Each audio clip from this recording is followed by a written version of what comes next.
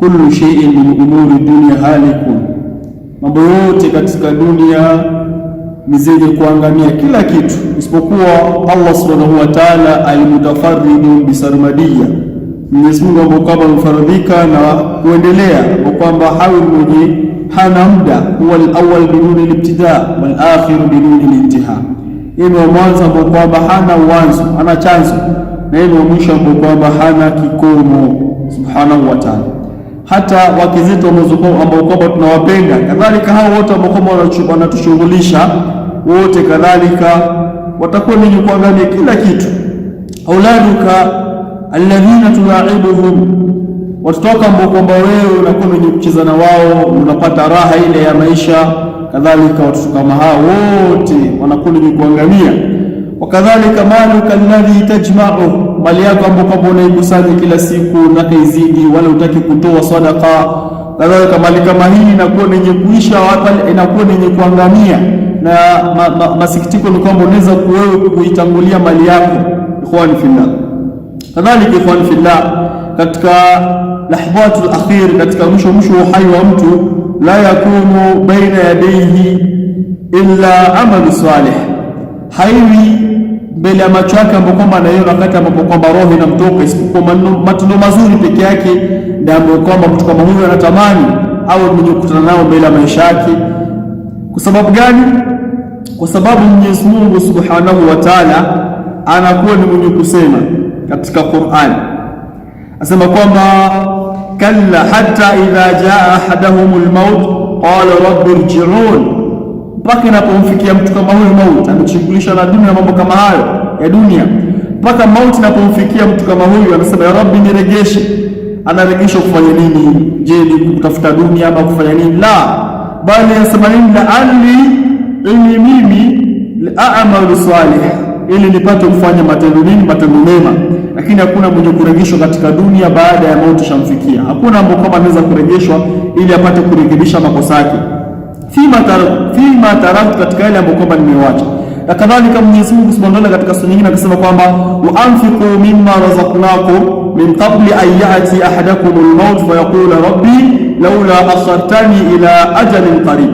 Na kadhalika Mwenyezi Mungu akatuhusia kwamba tuwe ni kutoa katika mali zetu yale ambayo kwamba tunayapenda, katika baadhi ambayo kwamba ameturuzuku Mwenyezi Mungu Subhanahu wa Ta'ala katika mali zetu, tuwe ni kuitoa ili itakapotufikia mauti tusiwe mwenye kusema kwamba ya Rabbi turegeshe katika dunia na sisi tuweze kupata kutoa sadaqa kama ilivyosema katika aya, au kuwa na katika watu wema, yaani kufanya matendo mema na kuwa katika watu wema. Kwa hivyo hii katika lahbat ambazo kwamba Mwenyezi Mungu alikuwa kutuambia, kama vile kutupatia leakage kwamba bwana, mtu akifa hali yake huwa hivi. Wengi wote katika wanadamu hutamani kurejeshwa katika dunia ili wawe wenye kufanya mambo mema, ikhwan fillah. Kadhalika al-lahbatul akhir, kadhalika katika mshumshu uhai wa mtu, mu'limatun wa hazinatun tufariqu fiha ahlan wal ahbaba, yaqulu jalla wa ala. Kadhalika katika mshumshu uhai wa mtu ni mwisho ambao kwamba ni wenye kuhuzunisha, kuumiza. Katika kutolewa roho kuna uchungu ambao kwamba mtu hisi, uchungu ambao kwamba haina mfano, ikhwan fillah. Na kadhalika ni wakati ambao kwamba ni huzuni, kwa sababu ni wakati ambapo kwamba unafarikiana na ndugu zako, unafarikiana na watu wako katika yale ambayo kwamba unayapenda, umetengeza mali ambayo kwamba unaipenda. Lakini wakati ambapo kwamba roho inatolewa ndio wakati ambapo kwamba huzuni na kuingia na unakuwa ni mwenye kuachana mali kama hii, yani tantaqilu min alhayati ila alhaya. Watu wanadai kwamba nikifa ndio basi maisha yanaishia hapo baada ya kufa. La, bali unagura kutoka katika maisha kwenda katika maisha mengine, unagura kutoka katika ulimwengu maisha ya dunia ni katika maisha ya kabri ambayo kwamba tujue hali yake itakuwa ni vipi. Kadhalika ikhwan fillah, kama alivyosema Mwenyezi Mungu Subhanahu wa Ta'ala, kalla idha balaghatit taraqi wa qila man raqa wa dhanna annahu alfiraq. Asema kwamba Mwenyezi Mungu anasema kwamba sivyo, wakati ambapo kwamba roho itakapofika katika koo, katika zile mfupa za koo ama katika koo, basi wakati kama huo mwanadamu anakuwa hapo ndio mwisho kabisa, yaani anajua mimi kuisha. Na wakati kama huu watu ambao kwamba wamemzunguka, kwa sababu mtu akifa kuna baba yake, kuna mama yake, kuna watoto, kuna mke, watu humzunguka, marafiki, madaktari humzunguka mtu kama huyo, na wao hujiuliza mara mingi, nani ambaye kwamba atamtibu huyu mgonjwa ili apate kupona? Nani ambaye kwamba atakuwa ni sababu ya huyu mgonjwa kurudi kutembea katika miguu yake? Wa dhanna annahu al-firaq, lakini mtu kama huyu katika moyo wake kuna yakini kwamba mimi hapa nishakufa, sina tena njia nyingine. Kwa sababu gani? Sehemu nyingi roho imetolewa katika sehemu zote za mwili, imefika katika koo, hakuna kupona. Kwa hivyo katika hali kama hii mtu anajua kwamba mimi ndio mwisho, baada hapa kuna tena kuishi. Kwa hivyo mtu kama huyu kuwa shua kwamba mimi hapa nimekufa, ikhwani fillah. Na masikitiko ni kwamba yajtamiu haulaka, watu wanajikusanya mbele yako, ahluka wala yamlikuna laka shay'a, wala hawezi kusaidia chochote. Watu wamekaa wamekuzunguka, lakini hawezi kufanya chochote. Kwa sababu gani? Mwenyezi Mungu ashasema huyo leo ndio siku yake ya mwisho. Mtu kama huyo leo ndio siku yake ya mwisho ambapo kwamba anaenda kufa. Allahu musta'an. Kadhalika lahzatul akhir, katika mwisho wa uhai wa mtu, hiya khulasatu umrik, ndio ufupisho wa maisha yako. Ikiwa uliishi katika dunia kufanya mema, basi Mwenyezi Mungu Subhanahu wa Ta'ala atakujalia ufe katika hali akutakulia mwisho mwema, na itahesabika kwamba wewe umeishi katika maisha ya dunia hali ya kuwa na watu wema. Na ikiwa utakufa katika watu wabaya, basi kadhalika Mwenyezi Mungu Subhanahu wa Ta'ala atakuwa ni kupatia mwisho mbaya, wal iyadhu billah. Na watu kadhalika itakuwa kupata hasara kubwa sana, na itakuwa ndio haitaangalia ulifanya nini kule nyuma. Ndio Mtume sallallahu alaihi wasallam kusema kwamba inna rajulan la ya'mal bi'amali ahli aljanna hatta ma yakuna bainahu wa bainaha illa dhira'un, mtu atafanya matendo miongoni mwa matendo za watu wa peponi mpaka isikuwe baina yake na baina ya kuingia katika pepo dhiraa ni kama 30 inches kutoka katika mkono. Lakini nasema fayasbiqu alayhi alkitab, basi kitabu yale ambayo kama Mwenyezi Mungu amwandikia itakuwa ni kutambulia, fayamalu bi'amali ahli an-nar fayadkhulaha, atafanya matendo ya watu wa motoni, ataingia katika moto wa jahannam. Kwa sababu gani? Sisi tuliona huyu mtu anafanya matendo mema, lakini kipengine katika moyo wake kulikuwa na ria, kulikuwa na sum'a, kulikuwa na kujifakhiri, akijionyesha, akiona kwamba mimi ndio mcha Mungu. Mambo kama haya, mambo ambayo kwamba yanaharibu matendo, basi ikakuwa ni sababu ya kupatiwa mwisho mwovu, waliyadhu billah. Na kadhalika kuna hii inamaanisha kwamba Muislamu ako na hofu na ibada yake, awe na hofu na ibada yake. Sababu gani? Asiwe mwenye kujifakhiri nayo.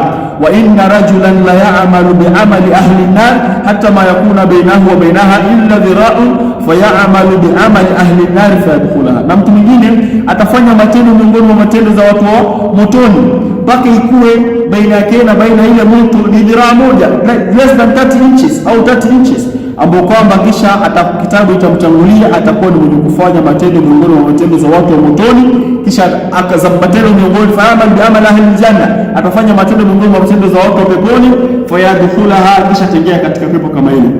Sababu gani? Mtu kama licha alikuwa anafanya maovu, lakini pengine ametubia kwa Mola wake, pia amefanya maovu lakini analeta istighfar na anakuwa mwenye kuchukia ile matendo yake, kwa sababu Mwenyezi Mungu kumruzuku ushauri. Kwa hivyo kila mtu asiwe mwenye kumdharau yule mwenye kufanya matendo maovu, ala sifakhiri na ibada yake, ikhwan fillah. Kwa hivyo hii lahzatul akhir ndio khulasa wa maisha yako, na ndio pia ndio mwisho wa maisha yako, ikhwan fillah, katika dunia. Na kuna Nabii sallallahu alaihi wasallam, innamal a'mal bil khawatim, Mtume anasema kwamba hakika ya matendo ni kuangaliwa mwisho, haiangalii kwamba ulifanya nini huko nyuma, bali unavugufu na kufa katika njia gani. Kwa hivyo Muislamu inafaa kuwa na hofu sana na kufa kwake, inafaa kuwa na hofu sana Muislamu. Hiya maktubatun bi anna, hiya maktuba, na kadhalika hii mwisho mwema imekuwa ni kuandikwa, bi ayi ardhi satamut, katika ardhi gani utakufa, wa kaifa tamut au kaifa satamut, namna gani utakapokufa, wa ayi hali satamut, na katika hali gani utakufa ukiwa ni mtu mzuri ama mtu mwovu.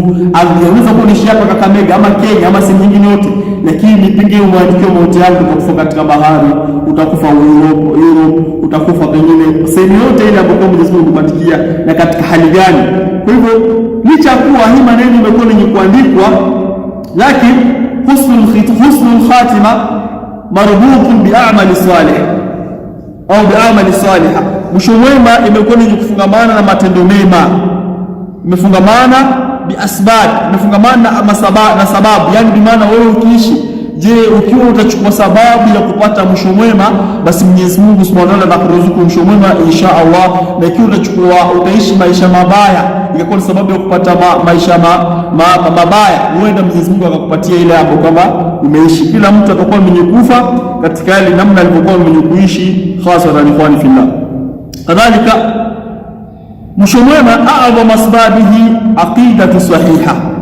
Sababu kubwa ya mtu kupata mwisho mwema ni akida iliyosalimu, akida ambayo kwamba ni sahihi, yani akida ambayo kwamba Mtume sallallahu alaihi wasallam na maswahaba zake walikuwa katika akida kama ile, yale ambayo kwamba maswahaba waliitakidi, namna ambavyo kwamba Qur'ani imetuamrisha tuitakidi, namna ambavyo kwamba hadithi imetuamrisha tuitakidi.